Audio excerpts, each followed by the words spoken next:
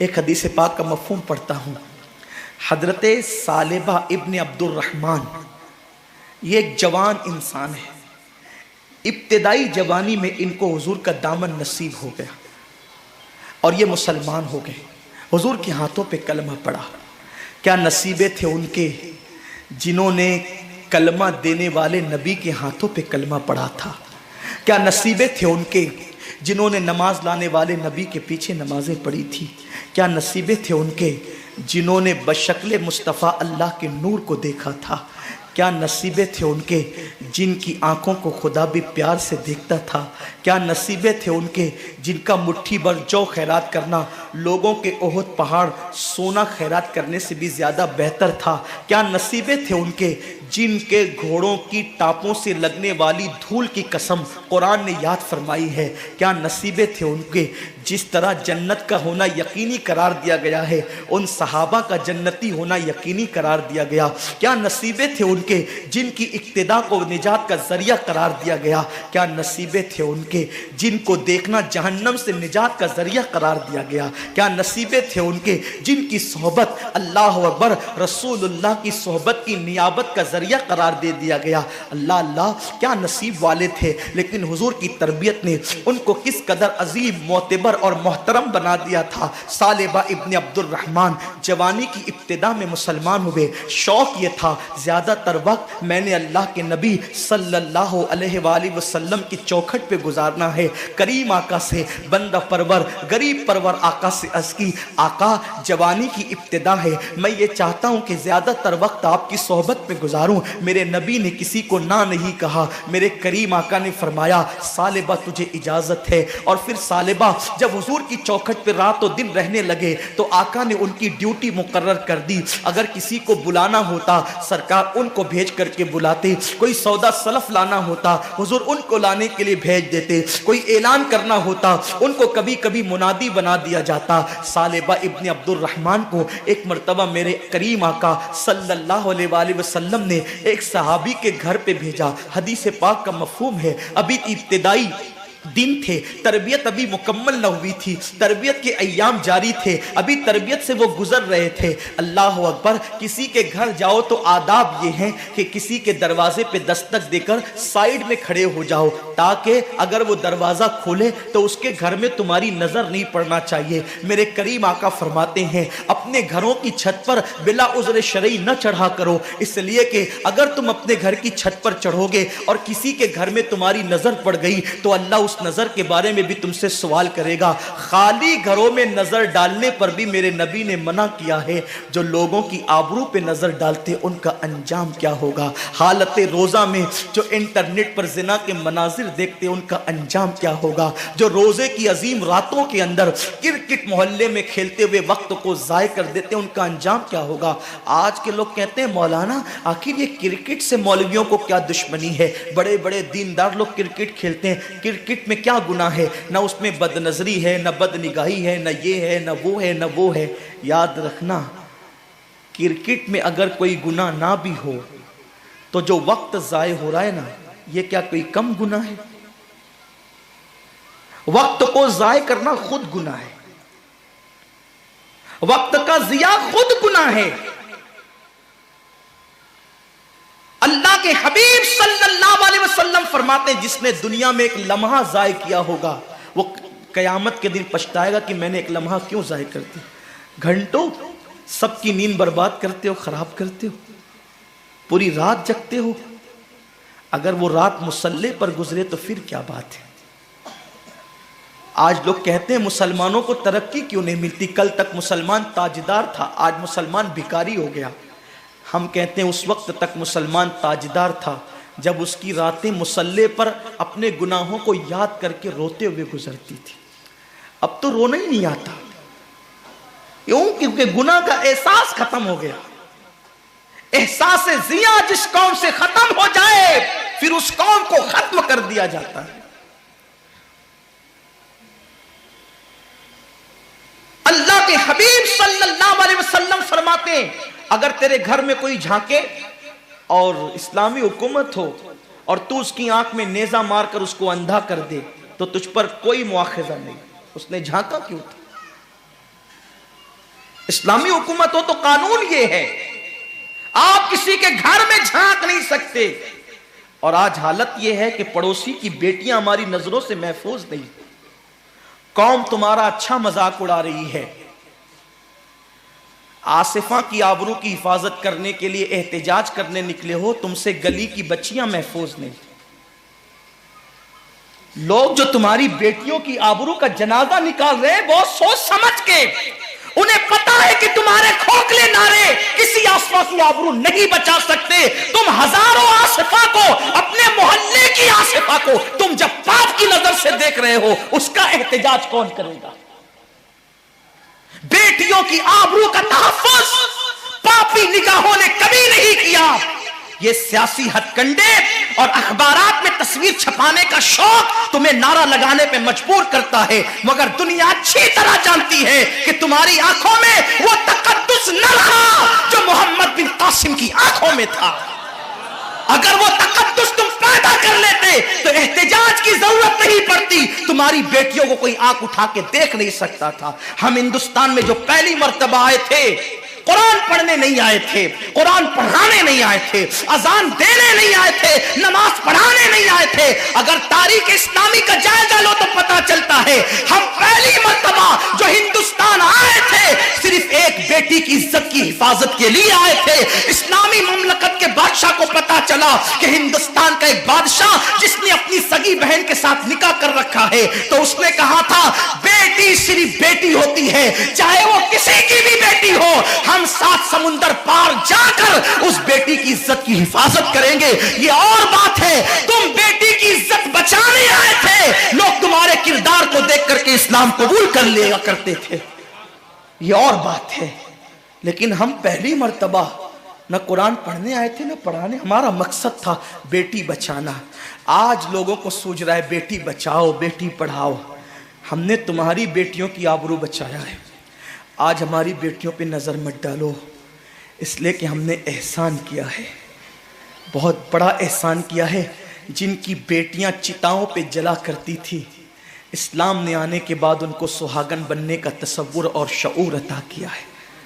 لیکن بات آج اتنی ہے، نہ ادھر ادھر کی تو بات کر، یہ بتا کہ قافلہ کیوں لٹا. مجھے رہزنوں سے غرض نہیں، تیری رہبری کا سوال ہے. وہ جوان جو کسی قوم کا سرمایہ، وہ جوان جو تاریخ داں اور تاریخ ساز ہوتا ہے، وہ جوان جو ملت کی آبرو ہوتا ہے، وہ جوان آج اپنے محلے کی بیٹی بہو پہ غلط نظر ڈالے.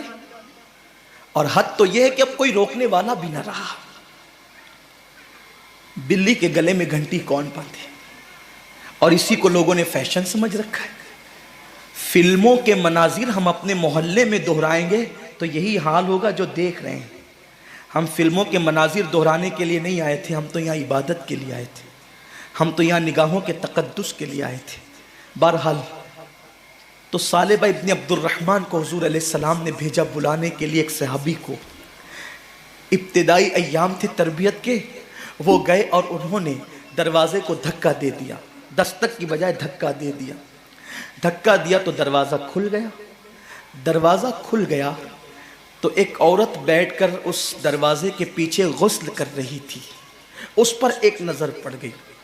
اہل علم جانتے ہیں کہ کتنا ہی گندا منظر ہو، اگر بے ساختہ بے ارادہ اگر کسی پہ نظر پڑ جائے اور انسان فوراً نظر پھیر لے تو وہ گناہ نہیں.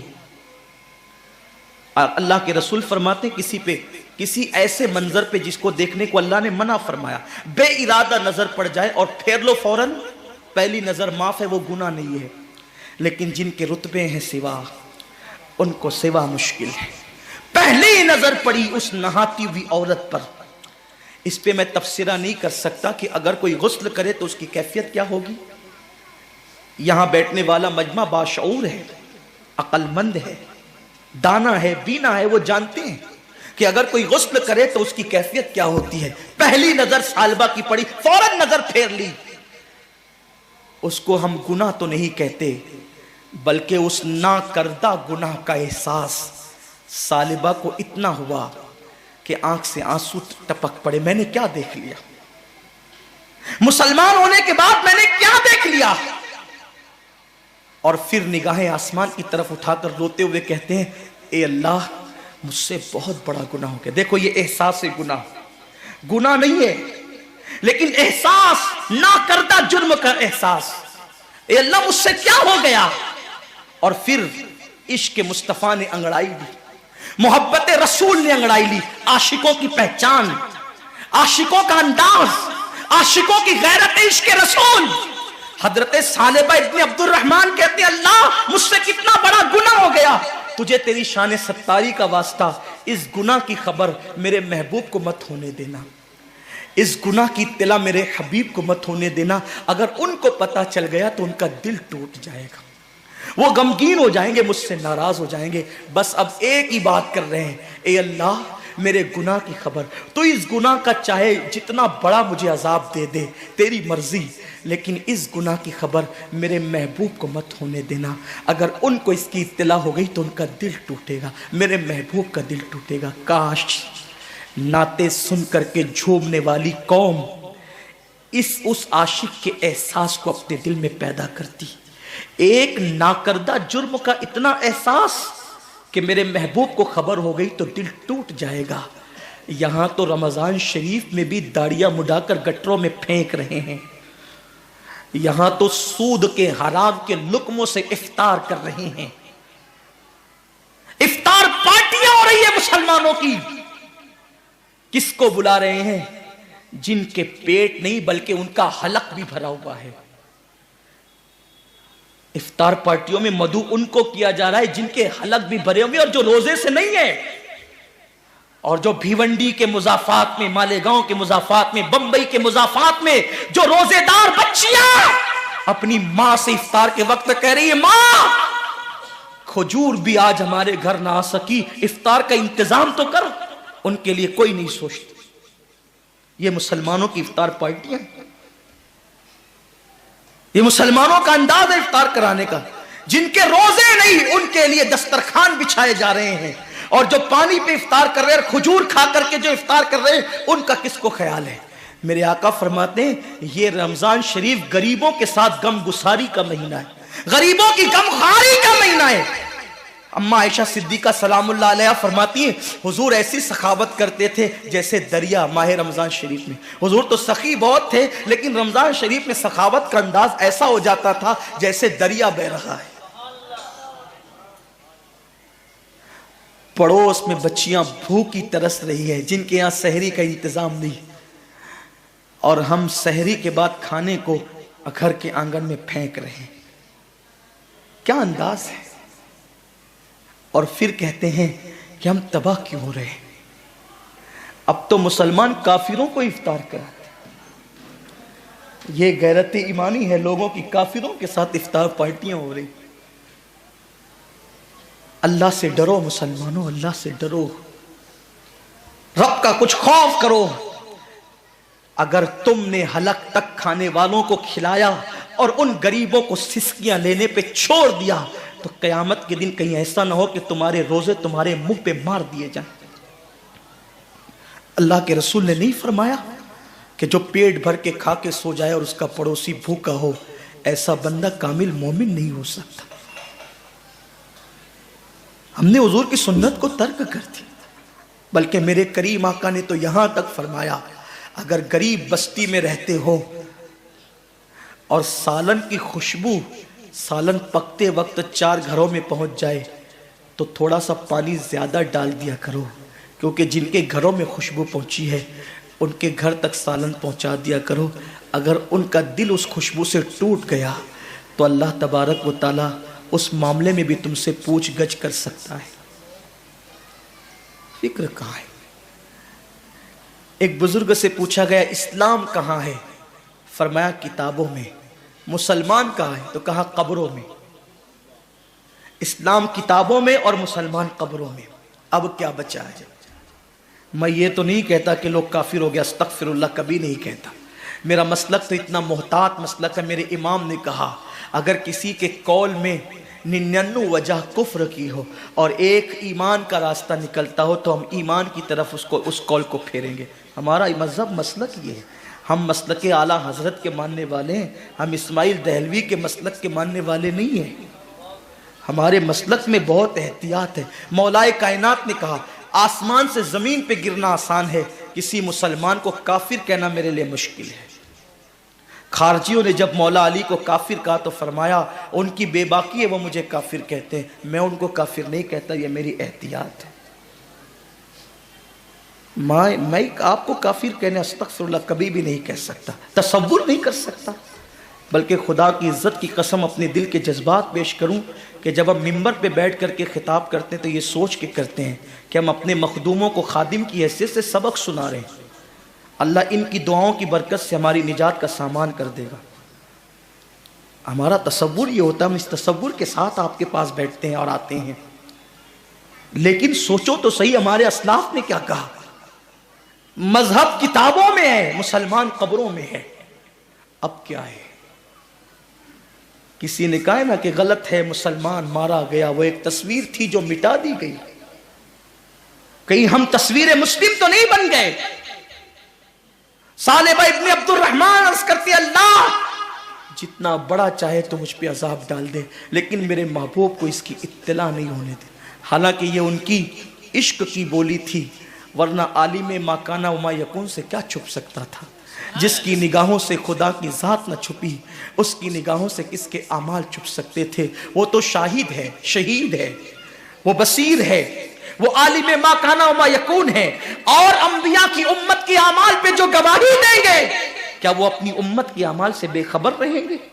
میرے امام نے کہا ہے فریاد امتی جو کرے حال زار میں، ممکن نہیں کہ خیر بشر کو خبر نہ ہو. واللہ وہ سن لیں گے فریاد کو پہنچیں گے. اتنا تو ہو کوئی کہ آہ کرے دل سے.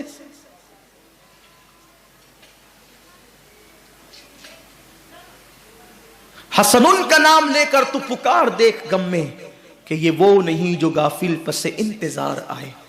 وہ تو دیکھتے ہیں، سنتے ہیں، اور ہمارا تو ایمان ہے کہ وہ ہماری جانوں سے زیادہ قریب ہے.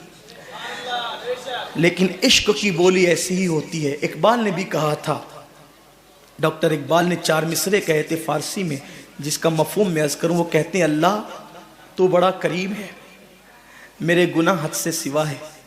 پہلے تو میرا حساب نہ لینا، مجھے بے حساب چھوڑ دے. اور اگر میرا حساب لینا تیری غیرت اس کو لازم قرار دے تو پھر میری عرض ہے کہ میرے محبوب کی نظروں سے چھپا کر کے لینا. کیونکہ جب میری بے حیائیاں کھلے گی نا تو میرے محبوب سے برداشت نہیں ہوگا. اور اسی مفہوم کو غالباً اقبال نے اس مفہوم کو جو ادا کیا تھا میرے امام کی 2 مصروں کو، وہ کہتے ہیں کریم اپنے کرم کا صدقہ لئیم بے قدر کو نہ شرما. تو اور رضا سے حساب لینا، رضا بھی کوئی حساب میں ہے. اور ایک مقام پر کہتے ہیں صدقہ پیارے کی حیا کا نہ لے مجھ سے حساب. صدقہ پیارے کی حیا کا نہ لے مجھ سے حساب. بخش بے پوچھے لجائے کو لجانا کیا. اس حیادار محبوب سے گوارا نہیں ہوگا کہ ہمارے گناہوں کی فہرست پر وہ نگاہیں اٹھائے رکھیں. حیا سے نگاہیں جھک گئی تو ہمارا کیا ہوگا. ثعلبہ کہتے ہیں مولا میرے گناہ پر چاہے جتنا بڑا مجھے عذاب دے دے لیکن میرے محبوب کو خبر مت ہونے دینا. یہ کہہ رہے ہیں اور پھر روتے ہوئے کہتے ہیں اللہ تو نے مجھے پیدا کیوں کیا. کاش کہ تو نے مجھے پیدا نہ کیا ہوتا، نہ مجھ سے یہ گناہ ہوتا، نہ میرے محبوب کا دل ٹوٹتا. اب بے چین ہو گئے، بے قرار ہو گئے. نہ کردہ جرم نے بے قرار کر دیا. ثعلبہ حضور کے پاس وہ اطلاع لے کر بھی نہیں گئے، اپنے گھر بھی نہیں گئے. مدینہ منورہ کے کنارے پر ایک غار تھا. ثعلبہ اس غار میں چلے گئے اور اس غار میں جا کر کے رات و دن رونا. اور ایک بات، کاش اللہ تو نے مجھے پیدا نہ کیا ہوتا اور مجھ سے یہ خطا نہ ہوتی اور میرے محبوب کا دل نہ ٹوٹتا.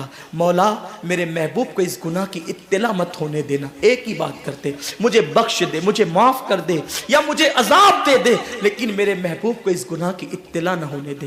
40 دن اسی حالت میں گزر گئے. وہ گناہ نہیں تھا، وہ خطا نہیں تھی، اس کو گناہ کہہ بھی نہیں سکتے. پہلی نظر پڑی اور پھیر لیا. سوچو ایک نہ کردہ جرم کا اتنا احساس ہم اپنی آنکھوں کا کتنا غلط استعمال کرتے ہیں، ہم اپنی آنکھوں سے کیا کیا دیکھتے ہیں۔ کبھی احساس بھی کیا کہ رسول پاک کو کیا جواب دیں گے، اللہ کو کیا جواب دیں گے؟ آنکھوں کو کتنا گندا کیا، کتنا آوارہ کیا۔ 40 دن بیت گئے، آقا پوچھتے تھے صحابہ سے ثعلبہ کہاں ہے، ابن عبد الرحمن کہاں ہے، ابن عبد الرحمن کہاں ہے؟ صحابہ کہتے حضور وہ دکھتا ہی نہیں، پتہ نہیں کہاں چلا گیا، اس کے گھر والے بھی کوئی اطلاع نہیں دیتے وہ کہاں چلا گیا۔ ایک دن 40 دن کے بعد جبریل علیہ السلام آئے اور عرض کیا آقا اللہ آپ کو سلام فرماتا ہے اور ارشاد فرماتا ہے کہ آپ کا ایک غلام ہے جو ناکردہ جرم پر بہت شرمندہ ہے اور 40 دن سے ایک غار میں وہ رو رہا ہے۔ آقا نے حضرت فاروق اعظم اور حضرت سلمان فارسی کو کہا کہ جاؤ اور جا کر کے ثعلبہ ابن عبد الرحمن کو بلا کر کے لاؤ۔ یہ لوگ گئے، ایک چرواہا بکریاں چلا رہا تھا، اس سے پوچھا ابن عبد الرحمن کو تم جانتے ہو؟ اس نے کہا میں کسی ابن عبد الرحمن کو نہیں جانتا، کسی ثعلبہ کو نہیں جانتا، بس اتنا جانتا ہوں ایک جوان ہے جس کے دل میں جہنم کا بڑا خوف ہے، اللہ کا بڑا خوف ہے اور اللہ نے اس کو جہنم سے آزاد کر دیا ہے۔ فاروق اعظم نے کہا تجھے کیسے پتا چلا؟ تو کہا وہ رات کے آخری پہر میں غار سے نکلتا ہے، سر پہ ہاتھ رکھتا ہے اور آسمان کی طرف نظریں اٹھا کے کہتا ہے اللہ کاش کہ تو نے مجھے پیدا نہ کیا ہوتا، نہ مجھ سے یہ گناہ ہوتا، نہ میرے محبوب کا دل ٹوٹتا، مجھے معاف کر دے یا سزا دے دے لیکن میرے محبوب کو اس کی اطلاع مت ہونے دینا، اگر میرے اس گناہ کی خبر میرے حبیب کو ہو گئی تو ان کا دل ٹوٹ جائے گا۔ وہ یہ کہتا ہے۔ فاروق اعظم نے حضرت سلمان سے کہا سلمان ہم جس کو ڈھونڈنے آئے تھے وہ مل گیا۔ چرواہے سے کہا وہ کہاں ہے؟ کہا میں اس غار کو نہیں جانتا، اگر ملنا ہے آخری پہر کا انتظار کرو، وہ رات کے آخری حصے میں آتا ہے۔ فاروق اعظم انتظار کرنے لگے، رات آخری آ گئی، وہ پھر روتے ہوئے آئے، سر پہ ہاتھ رکھا، اسی طرح روتے رہے اور مچلتے رہے۔ فاروق اعظم گئے، ان کو اپنے سینے سے لگایا، ثعلبہ ثعلبہ کیا حال کر رکھا ہے؟ فاروق اعظم نے گلے سے لگایا اور جب کہا تو نے کیا حال کر رکھا ہے؟ کہا عمر مجھ سے بہت بڑا گناہ ہو گیا۔ کہا کہ چل تجھے حضور بلاتے ہیں۔ اتنا سننا تھا کہ پورا وجود کانپنے لگا۔ عمر میرے گناہ کی میرے محبوب کو خبر ہو گئی، حضور کو پتا چل گیا میرے گناہ کا؟ فاروق اعظم کہتے ہیں مجھے کچھ نہیں پتا، حضور نے کہا تھا بلا لاؤ تو میں تمہیں بلانے آیا ہوں۔ اللہ اکبر، قربان جائیں، کیا عشق ہے، کیا احساس ہے، کیا ندامت ہے، کیا شرمندگی ہے۔ عاشقوں کی پہچان یہ ہے۔ آج تو جب ہمارے درمیان یہ بات بیان ہوتی ہے نا کہ قبر میں ہم حضور کی زیارت کریں گے، میری قوم نعرے لگاتی ہے، عاشقوں کا کلیجہ منہ کو آتا تھا یار کہ قبر میں حضور کی زیارت ہوگی، حضور کا سامنا ہم کیسے کریں گے؟ اتنے پاپ کرتے ہیں، حضور کا دل دکھاتے ہیں، حضور کو اذیت پہنچاتے ہیں۔ اگر حضور کا سامنا ہو گیا اتنے قریب سے، 2 گز زمین ہے، حضور کا اتنے قریب سے سامنا ہو گیا اور حضور نے یہ فرمایا غدار عشق کا میرے دعویٰ کرتا تھا اور یہود و نصارہ کے طریقے پہ زندگی گزارتا تھا اور منہ پھیر کر کے چلے گئے، بتاؤ کہاں جاؤ گے؟ کس کی بارگاہ میں مدد طلب کرو گے؟ اس کی کو دعائی دو گے؟ کس کو پکارو گے؟ سب نے صف محشر میں للکار دیا ہم کو، اے بے کسوں کے آقا اب تیری دعائی ہے۔ ارے عاشقوں کی طبیعت تو یہ تھی کہ پیر نصیر الدین نصیر کہتے ہیں شرم اسیاں سے نہیں سامنے جایا جاتا، یہ بھی کیا کم ہے تیرے شہر میں آئے ہوئے۔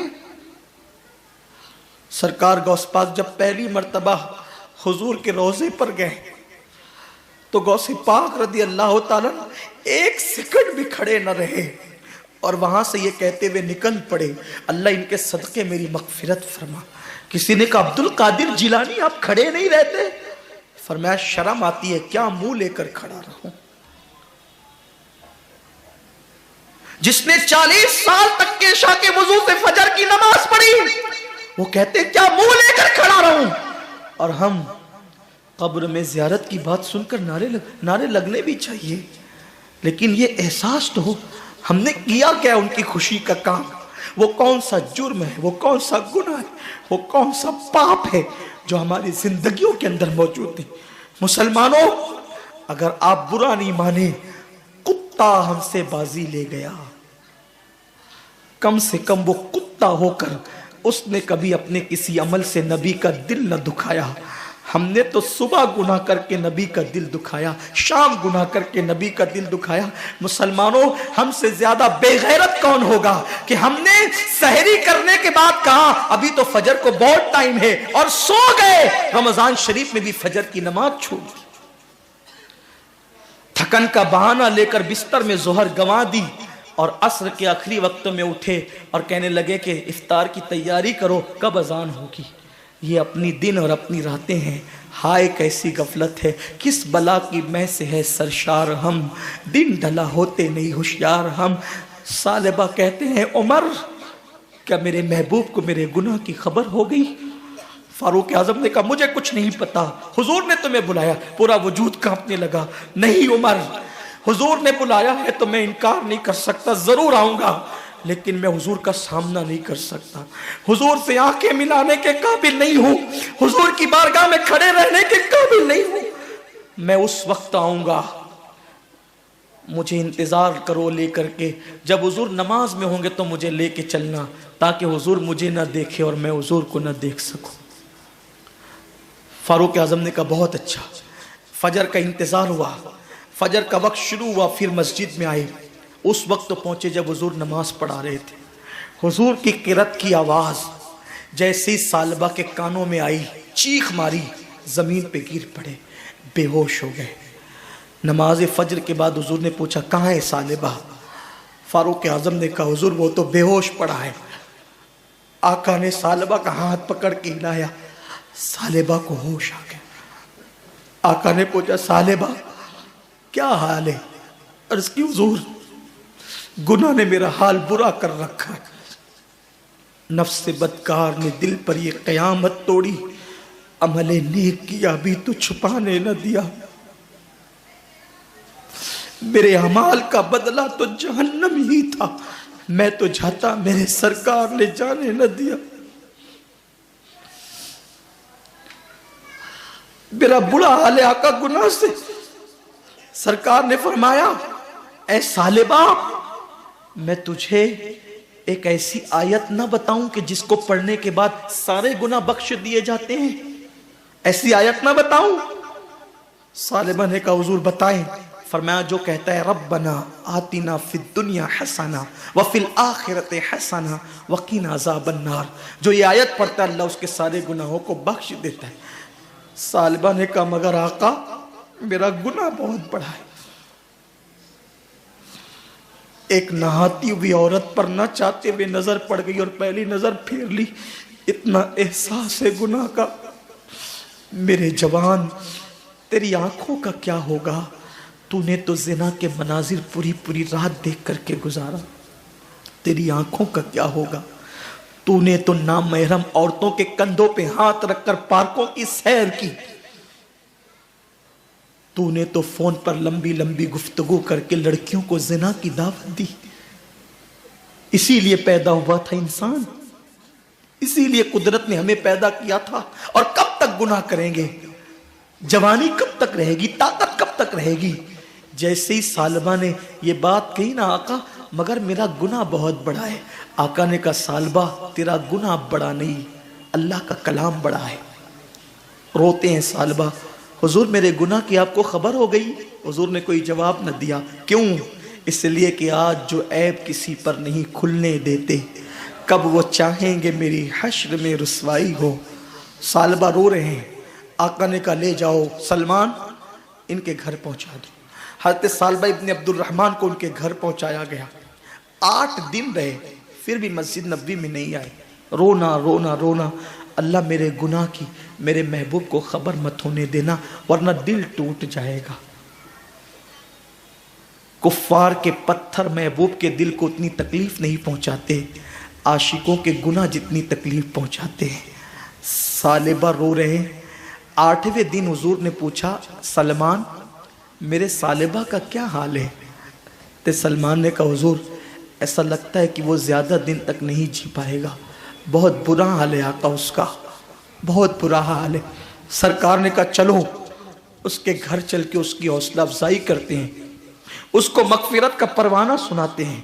سرکار ثعلبہ کے گھر گئے، کریم آقا نے سرے بالی انہیں رحمت کی ادا لائی ہے، حال بگڑا ہے تو بیمار کی بن آئی ہے۔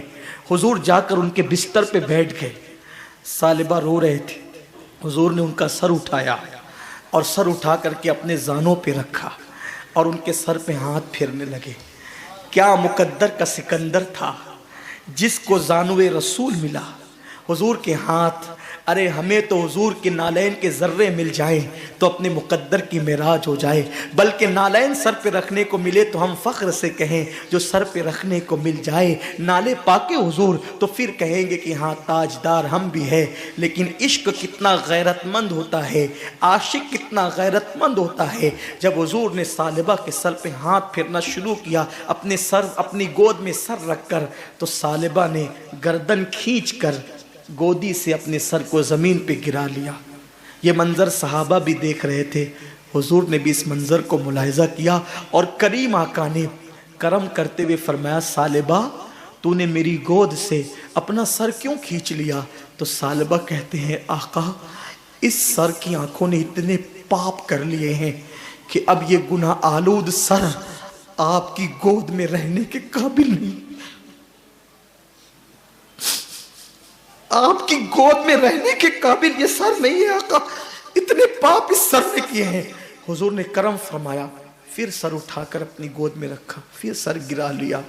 تیسری مرتبہ سر حضور نے اٹھایا، جبریل آ کے اللہ آپ کو سلام کہتا ہے، اور اللہ کو ثعلبہ کی یہ ادا اور اس کی ندامت اور ناکردہ جرم کا احساس اتنا پسند آ گیا ہے کہ اللہ فرماتا ہے اگر یہ سارے انسانوں کے برابر پاپ لے کر آئے پھر بھی اس نے اتنی شرمندگی اور احساس اور ندامت کا اظہار کیا ہے کہ اگر سارے انسانوں کے جرائم بھی یہ لے کر آئے گا تو بھی اللہ اس کو بخش دے گا۔ اس کے احساس کو دیکھ کر، اس کی ندامت کو دیکھ کر، اس کی شرمندگی کو دیکھ کر حبیب ثعلبہ کو خوشخبری دے دیجئے۔ حضور نے صحابہ کو بتایا، صحابہ مچل گئے، اب بھی ثعلبہ اٹھیں گے، طاقتور ہو جائیں گے، قوت والے ہو جائیں گے، پھر حضور کی خدمت میں آئیں گے، پھر محفلوں کی زینت بنیں گے، پھر وہی دوڑ بھاگ ہوگی، پھر وہی نبی کی خدمت ہوگی۔ حضور نے کہا، ثعلبہ دیکھ تیرے لیے کیا پیغام بھیجا میرے اللہ نے تیرے لیے دیکھ کیا پیغام بھیجا ہے۔ ثعلبہ نے کہا، کیا پیغام بھیجا ہے؟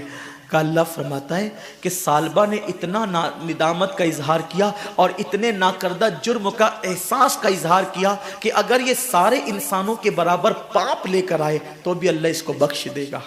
ثعلبہ نے یہ سنا، کھڑے ہونے کی بجائے ایک چیخ ماری، میں نے کیا کیا؟ پاپ اور اس نے کیا کیا؟ کرم۔ اس احساس میں پھر چیخ ماری اور زمین پہ ٹھنڈے ہو گئے۔ اب ہاتھ ہلایا گیا، ثعلبہ اٹھتے نہیں۔ سرکار سے عرض کی، حضور ثعلبہ کی تو روح نکل گئی۔ آقا فرماتے، ٹھیک ہے، اس کو غسل دو، کفن پہناؤ، اس کے جنازے میں خود آؤں گا۔ کیا مقدر ہے ان کے یاروں کے، جنازے پہ ان کا نام لے لیا جائے تو میت کی مغفرت ہو جاتی ہے۔ جس کے جنازے میں جانے عبادت خود آتا ہو، جس کے جنازے میں جانے ایمان خود آتا ہو، اس جنازے کی شان کیا ہوگی۔ لیکن گناہ کا احساس انسان کو کتنا بلند کر دیتا ہے۔ جب حضور ثعلبہ کے جنازے میں آئے، راوی بیان کرتے ہیں اللہ کے رسول وہ جنازے میں چلتے تھے تو یوں انگلیاں رکھ کر ایسے، پورا پنجہ نہیں رکھا حضور نے زمین پہ۔ اے گناہ کرنے والوں آؤ، ہم سب گنہگار ہیں، احساس گناہ اپنے اندر پیدا کر لو، کتنے مکرم، کتنے مقرب اور کتنے محترم ہو جاؤ گے۔ اللہ کے حبیب نے اس جنازے میں شرکت کی لیکن زمین پہ پیر نہیں رکھا، تلوے نہیں رکھے۔ میرے آقا صلی اللہ علیہ وسلم نے انگلیاں رکھی اور انگلیاں رکھ کر حضور احتیاط سے چلتے تھے۔ کسی دیکھنے والے نے عرض کی، میرے ماں باپ آپ پہ قربان، حضور پہلی مرتبہ اس احتیاط سے انگلیاں رکھ کر چلتے دیکھ رہے ہیں۔ آقا فرماتے ہیں ثعلبہ نے ना कर्दा जुर्म पर इतना एहसास और निदामत की है कि उसके इस्तकबाल के लिए अल्लाह ने आसमान के फरिश्तों को ज़मीन पे भेज दिया है, और इतनी बड़ी तादाद में फरिश्ते ज़मीन पर आए हैं कि मदीने की ज़मीन पर पैर रखने के लिए जगह नहीं है। जो नहीं देखते वो तो कदम रख रहे हैं, लेकिन मैं तो देख रहा हूं, मैं कदम कैसे रखूं। कितना मुकर्रम होता है एहसास वाला। आओ रमज़ान शरीफ की आमद से पहले एहसास कर लो, गुनाह की खेती, गुनाह के कांटे जो दिल में उग आए हैं, रो धोकर उसको साफ कर लो। उम्मुल मोमिनीन माँ आयशा सिद्दीक़ा ने फरमाया, मैंने नबी पाक से सुना, उन लोगों को बेहिसाब जन्नत में दाखिल किया जाएगा जो अपने गुनाहों पे शर्मिंदा और नादिम होकर तन्हाइयों में रोते हैं।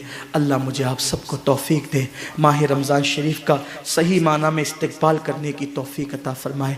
गुफ्तगू के दरमियान अगर कोई गलती हो गई हो, अल्लाह मुझे माफ़ फरमा दे।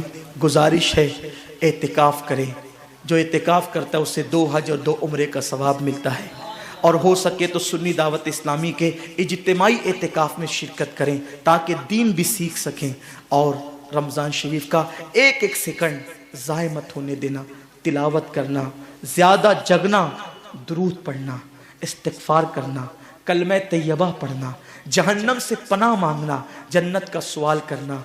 अल्लाह मुझे आप सबको वो रमज़ान शरीफ अता करे जिसमें इबादत की कुव्वत और ताकत भी हो, खुशू व खुजू भी हो, नमाज की तौफीक भी हो, वाकई रोज़ा रखने का शऊर भी हो। ऐसा रमज़ान अल्लाह अता करे कि यही माह रमज़ान हमारे लिए निजात का ज़रिया बन जाए। वमा अलैना